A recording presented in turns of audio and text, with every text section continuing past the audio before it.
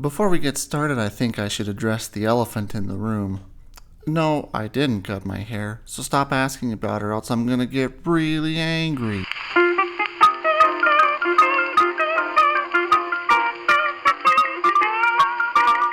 Hello, and welcome one and all to another installment of Storytime, the sad internet show where you watch a grown man slowly slip into insanity by subjecting himself to some of the worst movies ever made. In this edition of MCU Retroscope, we're looking at Guardians of the Galaxy Volume Dos, the hotly anticipated sequel to Guardians of the Galaxy Volume Regular.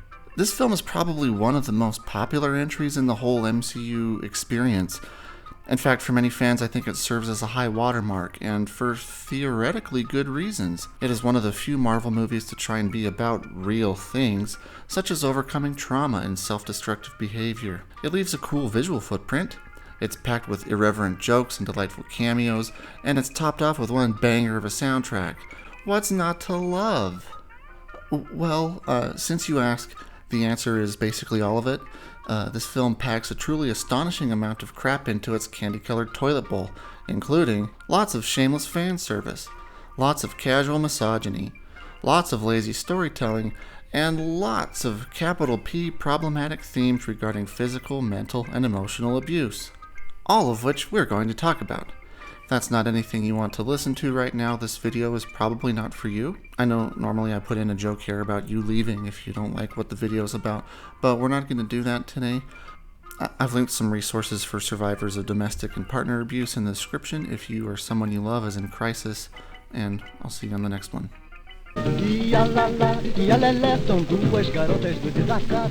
Guardians of the Galaxy Volume 2 was a 2017 film written and directed by James Gunn, who of course we've talked about before. It picks up the story of our intrepid and ragtag group of heroes as, you know what, let's just get into the crap again.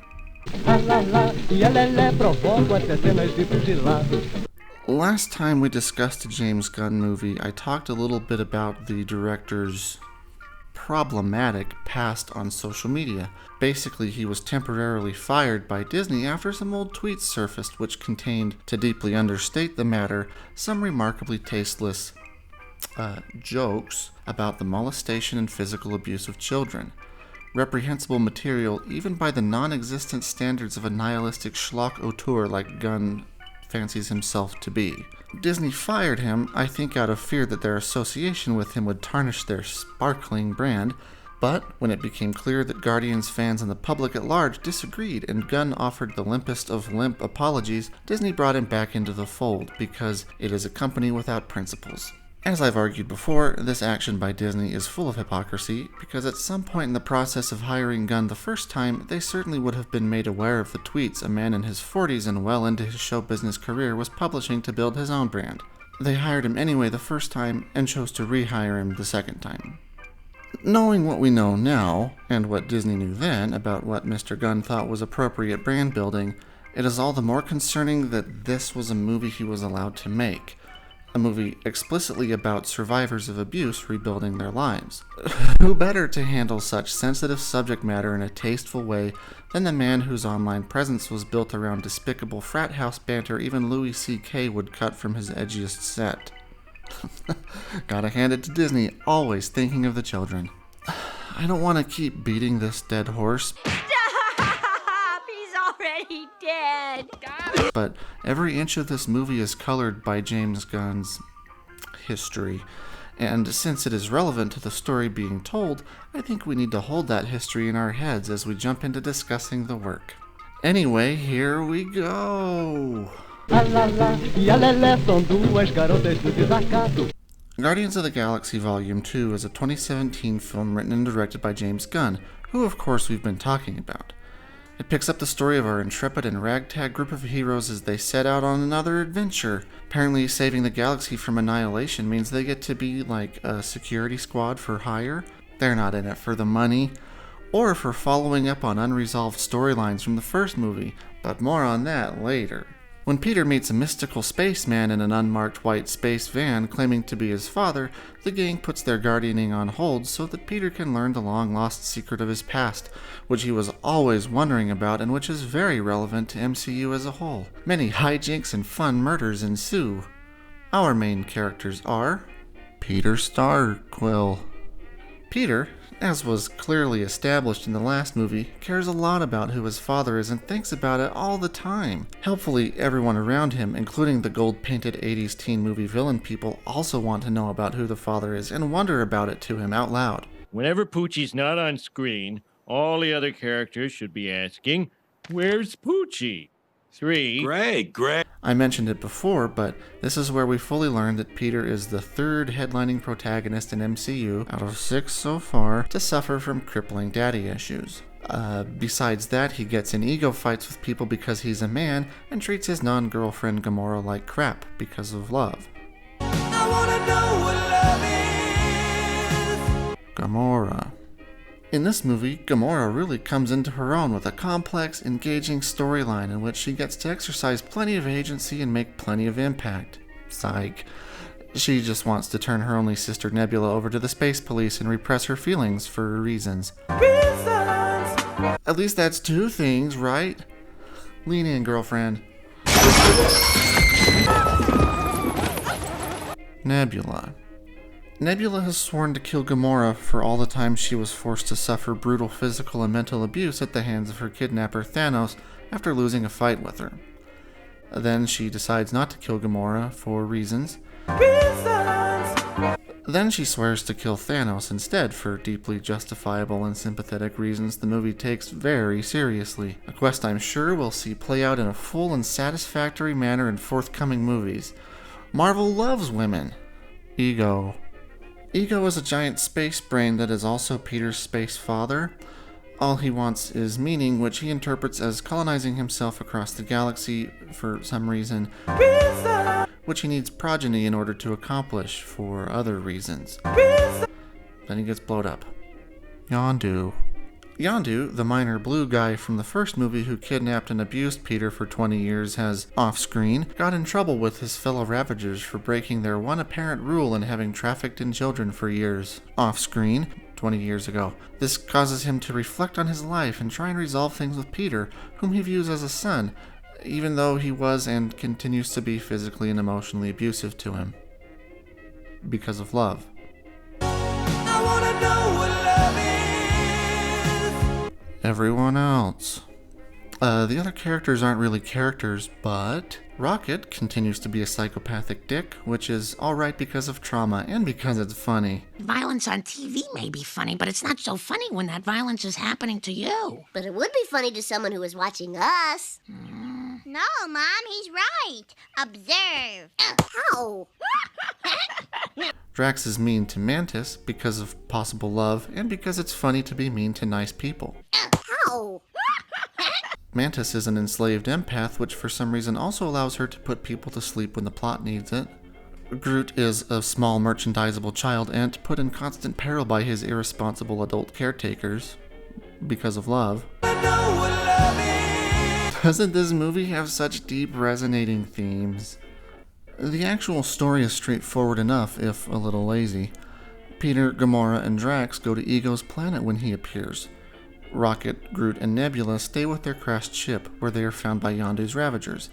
Then after many hijinks and fun murders, they all end up back at Ego's planet for the fight at the end when it becomes clear that Ego wants to destroy the galaxy. The plot mostly functions as a vehicle for exploring the characters' various experiences with abuse, how those experiences have shaped them into who they are now, and how by choosing love they are able to resolve some of their trauma, I guess. In the hands of basically any other writer-director, this would be a deeply interesting and emotional story, one with the capacity to transcend the limits of its stupid genre. In the hands of Gunn, it is a well-paced parade of frat jokes, light-hearted murder sequences, and casual overt misogyny. On top of that, it somehow manages to sympathetically frame abuse as just a misunderstood manifestation of love, all while making murder fun for kids of all ages.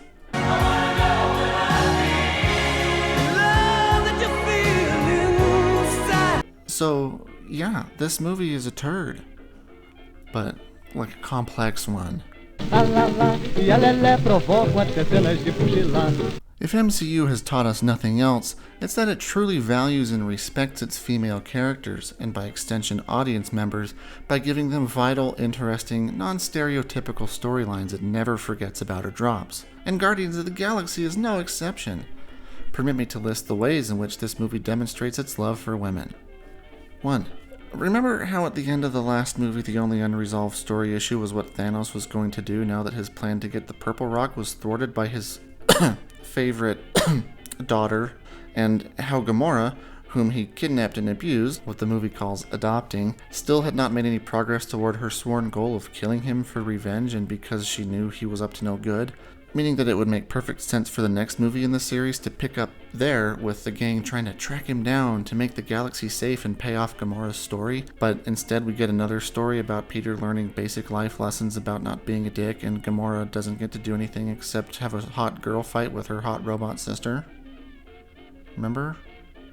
This movie compounds the critical error of the first one by focusing almost exclusively on the boring white guy it needs to invent a conflict for, instead of the interesting lady who already has a lot of conflict she's been trying to resolve the whole time, which is also relevant to the overall series. Not only does it miss our last best opportunity for introducing and characterizing MCU's main villain, who we still know nothing about 15 movies in, it continues to sideline and minimize the most compelling storyline the Guardians movies have, and it does so to explore a story that adds nothing to the series overall, just a villain of the week who happens to be Peter's old man, who we are all dying to know about.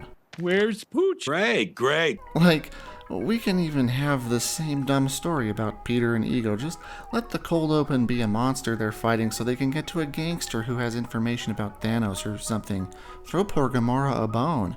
Or off a cliff, whatever. Marvel loves women. 2. Nebula, who in the first movie was portrayed as mostly garden variety sadistic henchman, is here more of the comically insane B story.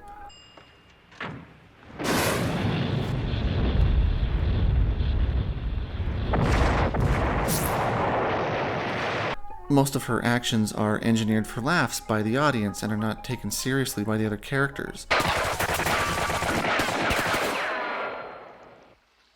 Who is that girl? This is a problem because we get a better sense of the abuse she has suffered and see the full extent of her victimhood, all of which is minimized not only by her portrayal but by how the other characters treat her. Let's go. Take it easy. Remember when one of the pirate good old boys asks her what she's gonna do with her share of the booty, and she has this really detailed plan to buy ships and weapons so she can destroy Thanos piece by piece for all the times he tortured and abused her, and the good old boy is like, haha, I meant like a handbag since you're a girl, and the movie turns a moment of her talking about truly horrific stuff in her past into a laugh line? Girl pain is funny, especially if she's like crazy. Take it easy. Marvel loves women. 3. Peter's mother, who is definitely named, is once again a pawn to be killed by the plot so that Peter can feel things. The story had the option to have her death be completely natural, maybe even like the one thing Ego couldn't control, motivating his psychotic desire to basically subsume all life into himself. Still not great, but at least more thematic and even a little tragic.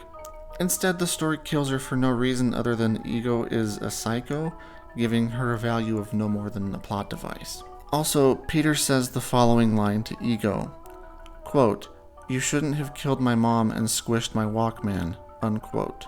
It's kind of a funny line since squished is kind of a funny word, which devalues the mother's death yet again, and also reveals that Peter puts his mother and an electronic device he can go to Earth anytime and replace on the same level. They are equivalent, and therefore a little trivial. I know the movies draw a strong connection between Peter's music and his mother. It's kind of like the thematic representation of her. And this is probably what he is expressing in this moment, which is why it's dumb for James Gunn to turn it into a laugh line. He didn't have to do that. Ow! Marvel loves women. 4. Mantis is essentially a slave, a thing the movie never really addresses or acknowledges. It is also a thing she passively accepts as being simply her lot. She, like Gamora and Nebula, was kidnapped as a child, but the movie doesn't think about this since Guardians movies view all non-authority figure women as essentially property. Remember the pink lady at the Collectors and the yellow sex robots in this movie? Oh, that's it. Those are the only girls who aren't Glenn Close or the Gold People. Beyond Mantis's abilities, which are needed by the plot, the movie has no interest in her or her story. She is also treated very poorly by other non-villain characters, specifically Drax, for the purposes of providing the audience with comedy. What you want to do with a slave? Marvel loves. Weirdly, the most positive portrayal of a female character in this movie might be the Psycho Gold Lady. Even though her character is ridiculous and over the top, a caricature of a hysterical girl boss, it seems like all the gold people are like that in a way, so I guess it's alright? I don't know, Marvel loves women. But what about the boys? One of the main ways Guardians of the Galaxy Volume 2 develops its problematic themes is through its portrayal and characterization of its male characters, all of whom are squarely on the toxic masculinity spectrum, and none of whom seem like they really want to leave it. Don't believe me? Peter is an impetuous man-baby who can't accept direction or criticism, especially from women, without interpreting it as a slight on his virility. He is a horn dog who demands that the women he seduces do everything to accommodate him while he makes no such accommodations himself. Further, he is dismissive of their views and ideas, and threatened by their abilities. He has no qualms whatever about murdering his father, who admittedly is awful, but so is Darth Vader. Like, at least Luke thought about it. And he is incredibly irresponsible with regards to the child he is co-parenting with his buds. But he had a rough childhood, so it's all okay. Rocket is a psychopath who murders for fun and to relieve stress. He delights in the pain of others, whether he inflicts or merely witnesses it. He steals compulsively and refuses to take responsibility for any of his actions. He also can't accept direction or criticism, viewing it as a challenge or threat. But it's okay because he's helping raise a tree, who he constantly endangers and had a rough life before. Give him a break. Drax is probably the okayest of our main guys. He seems to be pretty well adjusted after all and capable of maintaining an intimate relationship. However, his brain tends to shut off when he's in fight mode, and he can be pretty cruel. I think without meaning it, but he also never apologizes or learns what behaviors are hurtful to others, so his intent kinda doesn't matter. Ego is obviously terrible, but he's the villain, so he's supposed to be. Thanos is also a villain and technically doesn't appear in this movie, but it continues to cast him in a gross light by insisting he is Nebula and Gamora's adopted father, which is an interesting title for the movie to give a person who murdered someone's family and society, forcibly kidnapped them, and abused and tortured them for years. Daddy's complicated. Finally, we come to Yondu, the good old boy space pirate child trafficker. His character is really the focal point of our discussion here. He has the most interesting story. Who doesn't love a good redemption arc? And is the most charismatic. Who doesn't love a swaggery space pirate? It's even alright that he is a man of dubious morals since he is a space pirate and was portrayed as something of an antagonist in the first movie. The problem starts when this movie tries to make him a hero. And it does this by playing into possibly the worst male stereotype of any character here. The "I done what I done 'cause I love you" father. We see this type of figure all the time in stories, and I think it's a trope we can comfortably live without in the 21st century. At its most basic, it's the man who never learned how to express love and so therefore is withholding, manipulative, or downright abusive towards those around him. Maybe he feels like expressing love makes him less of a man, that his duty is to be a strong provider and suffer in silence the setbacks he encounters. Maybe he himself had a withholding father and is simply modeling that behavior. Either way, he is framed as victim, or at least misunderstood, rather than perpetrator when he misbehaves. Perhaps the closest analogy to Yondu we have in popular culture is the father in Johnny Cash's novelty song A Boy Named Sue. That song tells a story of a boy who had to learn how to fight because his father, who was going to be absent, named him Sue to make him tough. Once the son realizes that his lifetime of trauma was the result of love, actually, the two make up and all is well. I got all choked up and I threw down my gun, called him a pa and he called me a son, and I come away with a different point of view. The same is true here with Yondu, only it's much worse.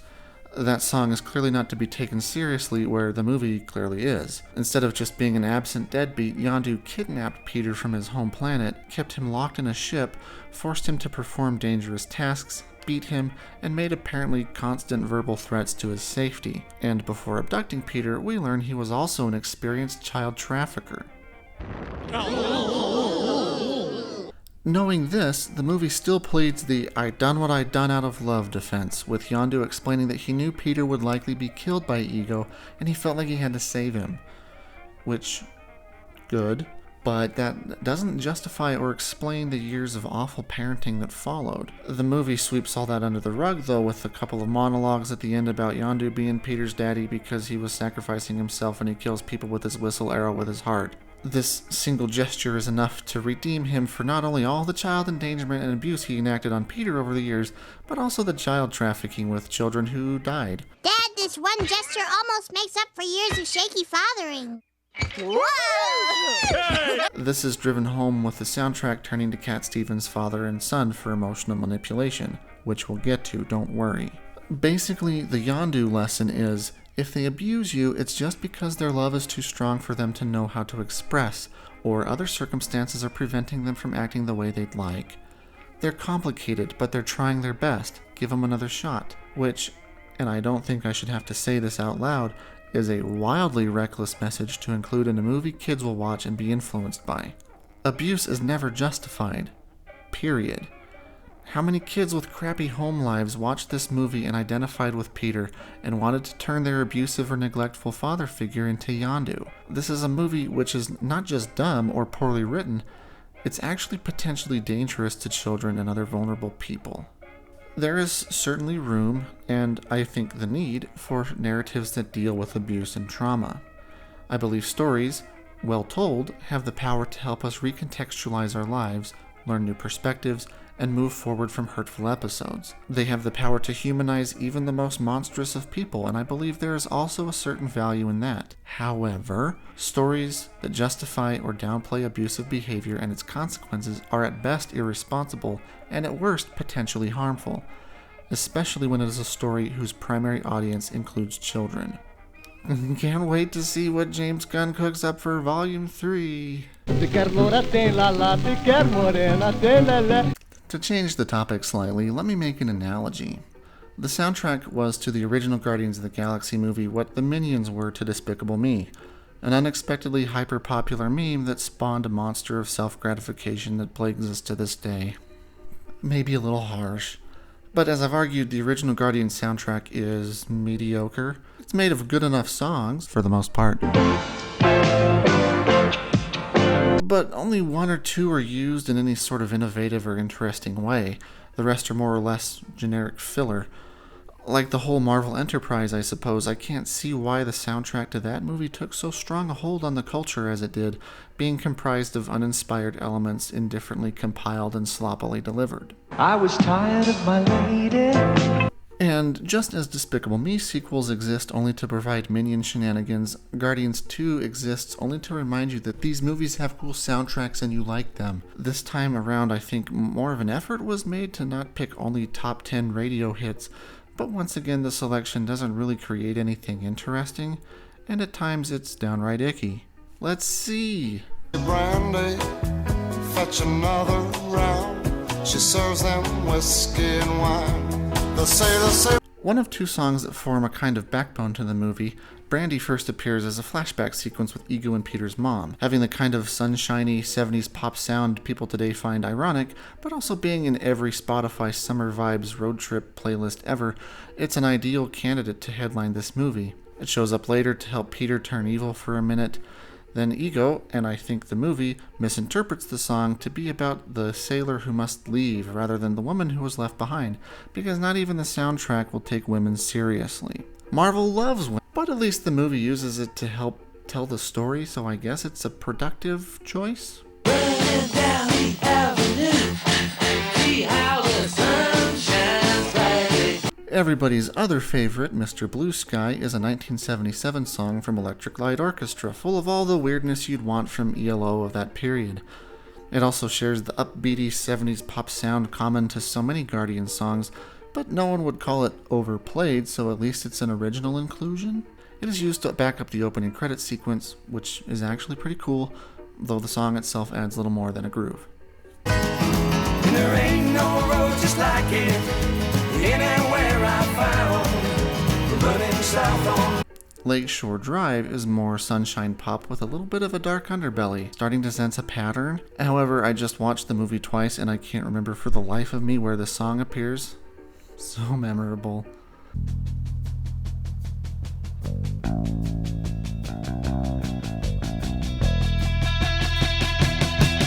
The other song that makes multiple appearances is The Chain from Fleetwood Mac's landmark Rumors album.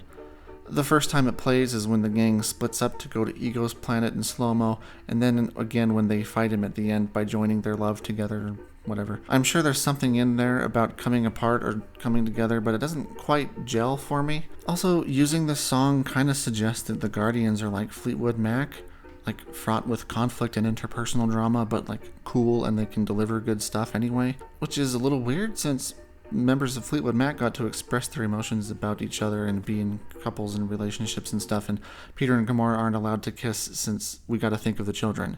Oh, won't somebody please think of the children? But now I know I only hurt myself. The services of Sam Cooke are brought in to provide the movie's token 12/8 slow dance song so Peter and Gamora can pretend to have a moment before he turns back into a dick. It's a fabulous song, clearly, but a bit of a weird choice since it's a breakup please come back song, not a let's be a couple song, but you know, whatever.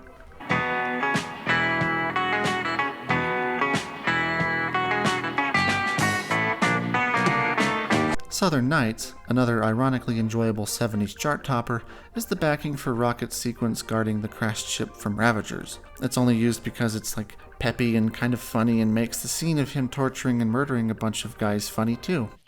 Ow! In that sense, I guess the song does help the scene create something different, which is good, but the thing it creates is maybe not the best thing for a movie for kids. really wanna see you, Lord, but it takes so long, my Lord. My Sweet Lord, George Harrison's pantheistic gospel song, plays while the gang sees Ego's planet for the first time. The place is visually very impressive, The only word for this is transplendent. It's transplendent. but it doesn't quite jive for me. I don't know, maybe it's using a straightforward song of praise and yearning in an unironic way to introduce the layer of an insane cosmic space brain. I don't know.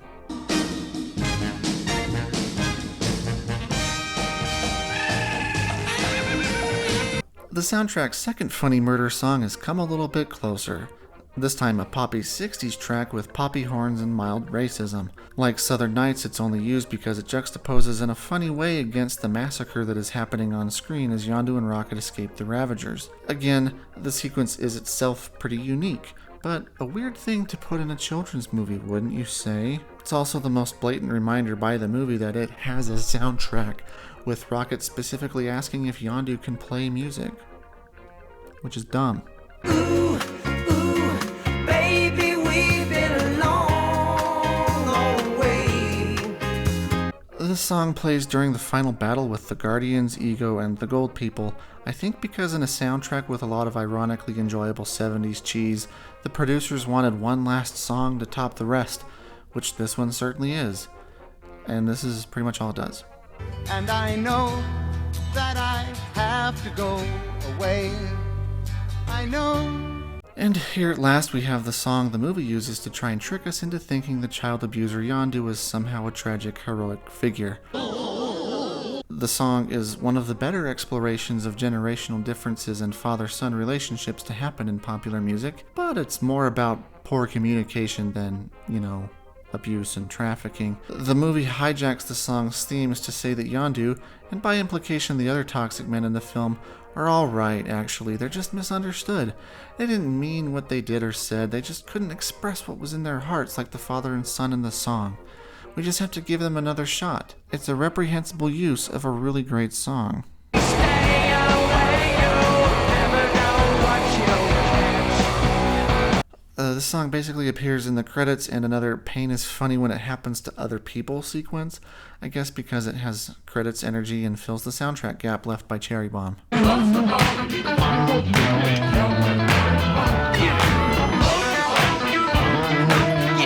Another credits song. Thematically, it's a pretty good fit. Parliament being out there, upbeat, cosmic funk that doesn't take itself too seriously, and this song being a fairly accessible example from them. That and Earth, Wind & Fire was probably too expensive to license. Once again, almost none of these songs create anything more through their presence, except of course the unholy monster of emotional manipulation generated by father and son. The soundtrack is the heaviest piece of fan service we've yet seen in MCU. Every time a song appears, it feels like a wink to the audience. Hey, remember this song? Isn't it kind of funny? Isn't it funny that they listened to it in space? Wouldn't it be funny if people did things while listening to this song in space? Very seldom does a musical moment not call attention to itself, pulling the viewer out of whatever admittedly thin story element they are trying to get into. Like the Minions, the silly soundtracks of these movies are taking over the movies themselves, becoming sentient memes. Can't wait to see what they do on Volume 3. Is there anything else to say about this giant turd? Why, yes. 1. Ego knows an awful lot about Peter for having never met him and not cared who he was until hearing about the Xfinity Stone thing. It's possible the writing for this movie was not very rigorous and constantly mistakes things the audience knows for things the characters know, which is an indication of amateurism, but whatever. 2. The movie never provides an actual reason for why Ego feels he has to kill Peter's mother, like at all. Ego just does it? The best we can infer is that he's insane, which is a very lazy reason for a character to do something in a story. And you know I would never say one of these movies has lazy writing, but this movie has lazy writing. 3. Speaking of, let's talk about dick jokes. This movie has approximately 112 dick jokes, all of which are pretty lazy and irrelevant to the scenes in which they appear. Which, whatever, many jokes are non sequiturs. I just think it's funny that Disney is so skittish about characters' experience feelings on any level, even when doing so would enrich the story and raise the stakes, but will allow a bunch of poorly written gags about dongs. Gotta think of those children. Won't somebody please? 4. Once again, the various worlds in this movie look pretty cool.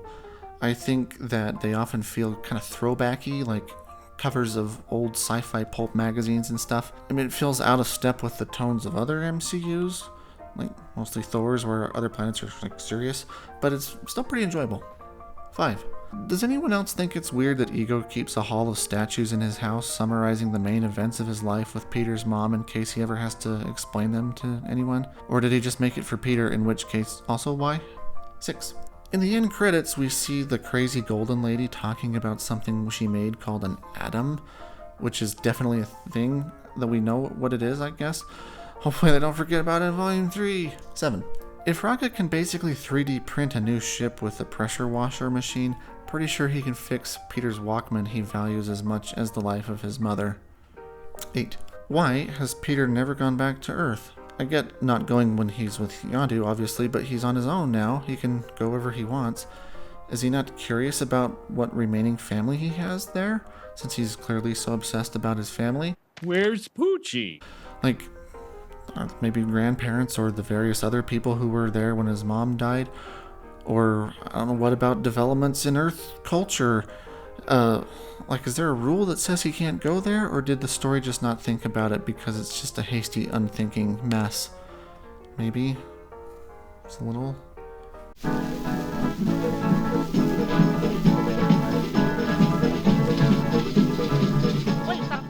And I think that's all? We did it! We made it through what might be the worst movie in MCU. I know I say that every time, but this time it might actually be true. Certainly from a can this movie actually hurt people perspective. It's a movie that trivializes the causes and effects of abuse and might enable further abusive patterns by sympathizing with and justifying abusers. It portrays toxic male behavior as funny and heroic, and treats the concerns and experiences of its female characters as fodder for jokes. And last and least, it has a very overrated soundtrack that misuses a bunch of good songs out of laziness and occasionally badness. There is probably a world in which this movie works.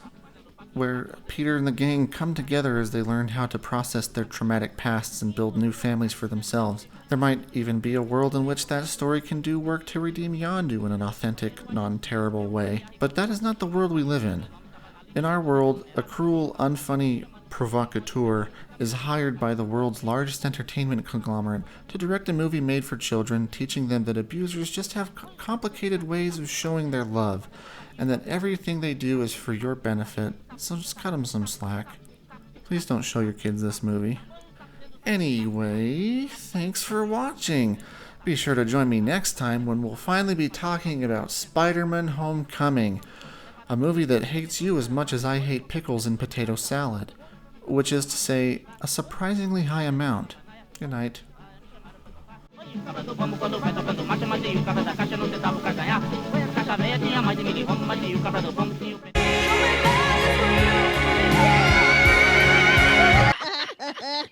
Oh, my. Lisa, go to your room.